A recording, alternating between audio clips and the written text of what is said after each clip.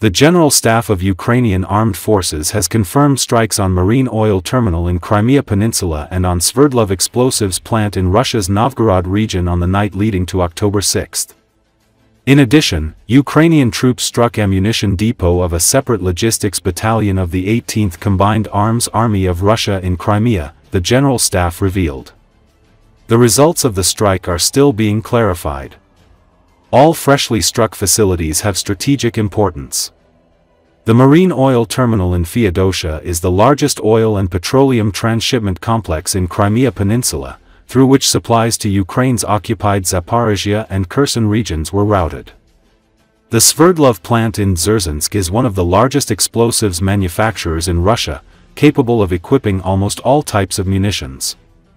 Located approximately 900 kilometers from the Ukrainian border, the plant is one of Russia's major producers of industrial explosive compounds, booster charges for the mining industry, perforating charges for the oil and gas extraction industry, and explosives for seismic and geophysical work. Explosions in the plant started around 2:30 a.m. with residents reporting from 25 to 30 blasts within a period of an hour. Shockwaves set off car alarms across the town. One person was injured. According to Regional Governor Gleb Nikitin, Russian air defense systems intercepted up to 20 drones near Dzerzhinsk industrial zone. The debris caused fires, which have been already extinguished. Several buildings were damaged but the facilities remained unharmed, the authorities said.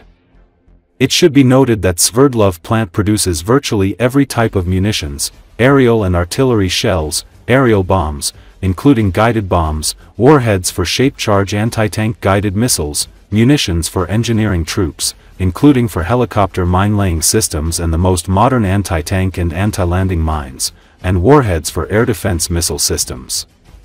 The military plant has been targeted several times during the war, the latest of them taking place in April 2025 when 3 drones struck the factory, damaging pipelines and workshops.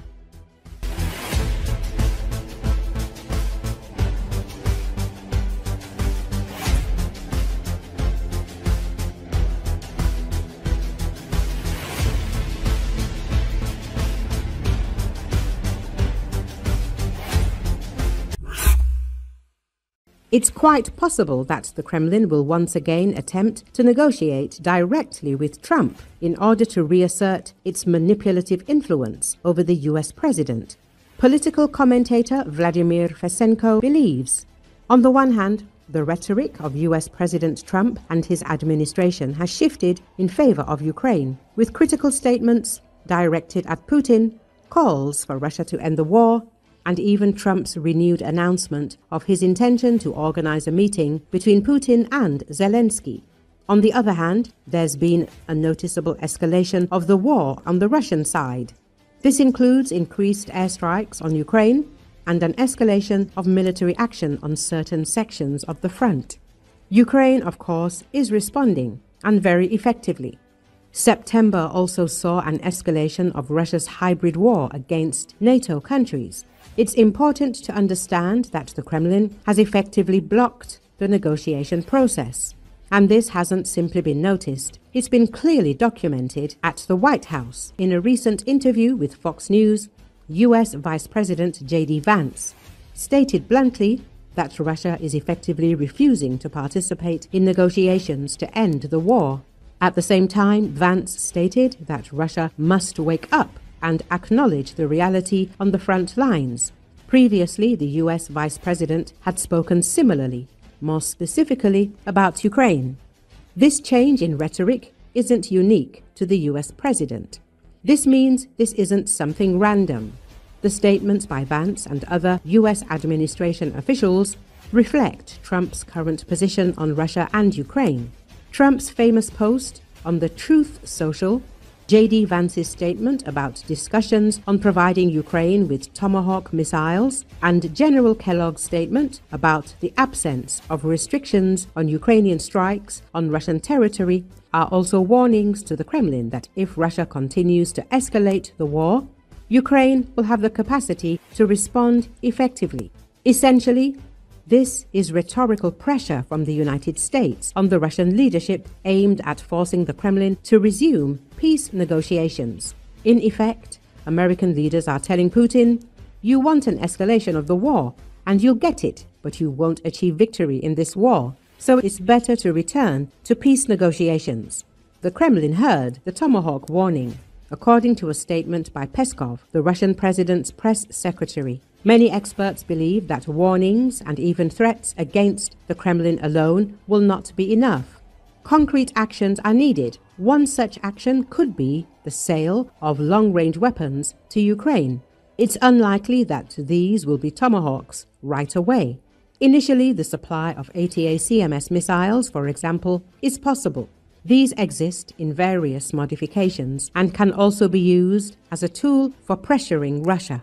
However, even the ATACMS still needs to be agreed upon. As President Zelensky stated, the topic of negotiations will be the supply of American weapons, including long-range ones, to Ukraine.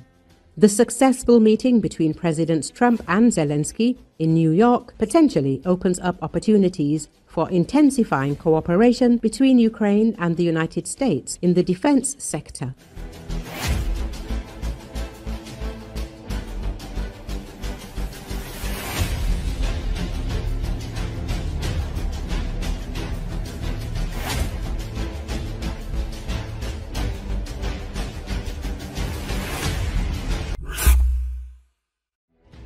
Ukraine has intensified drone attacks on Russian boats and ships in occupied territories and deep in Russian territory.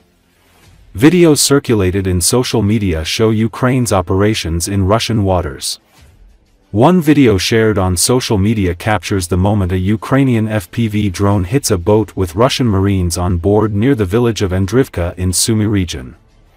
Another video shared by the Ukrainian military captures Ukraine's 40th Brigade's operation to strike a Russian boat with the use of an AI-guided FPV drone.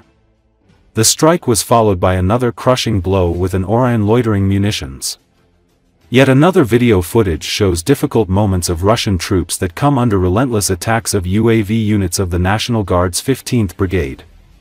Series of drone strikes destroyed Russians' boats on the river, as well as Russian positions along with the soldiers in the area.